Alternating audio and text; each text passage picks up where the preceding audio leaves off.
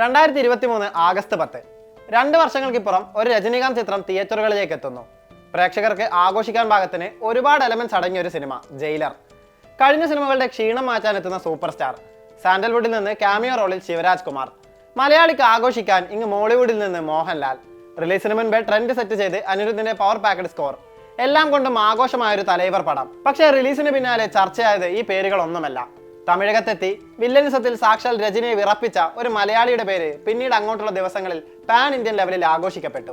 Eccentric സ്മഗ്ലറായ വർമ്മനായി മനസ്സിലായോ സാറേ എന്ന് ചോദിക്കുന്നിടത്ത് കണ്ടു നിന്നവരിലേക്ക് വില്ലനിസത്തിന്റെ പീക്ക് എന്തെന്ന് കാണിച്ചു തന്നു വിനായകൻ. സംശയമേതുമില്ലാതെ 100% പ്രൊഫഷണൽ ആണ് അയാളെന്ന് എല്ലാവരും പറഞ്ഞു. അന്ന് രജനിയുടെ വില്ലനെങ്കിൽ ഇന്ന് മറ്റൊരു സൂപ്പർ താരത്തിന്റെ വില്ലനിസത്തിന് എതിരെ നിൽക്കുകയാണ് അദ്ദേഹം. മമ്മൂട്ടി ചിത്രത്തിലെ കളങ്കാവിലെ നായകനാകുന്ന വിനായകൻ. അസാധ്യം നടന്നാണ് അയാളെന്നത് പലകുറി നാം കണ്ടറിഞ്ഞ യാഥാർത്ഥ്യം. അതിന്റെ മാറ്റുകൂട്ടുന്നതായിരുന്നു കമ്മട്ടിപ്പാടത്തിലെ പ്രകടനത്തിന് അദ്ദേഹം നേടിയ സംസ്ഥാന പുരസ്കാരം. മതിലിന്റെ മുകളിലിരുന്ന് കൃഷ്ണ ഞാൻ ഗംഗയാടാ, പണി പാളിയ പോലെ തോന്നണ്ടടാ എന്ന് പറയുന്ന രംഗത്തിൽ വിനായകനെ നമുക്ക് കാണാനാകില്ല. അവിടെയുള്ളത് ഗംഗ മാത്രമാണ്.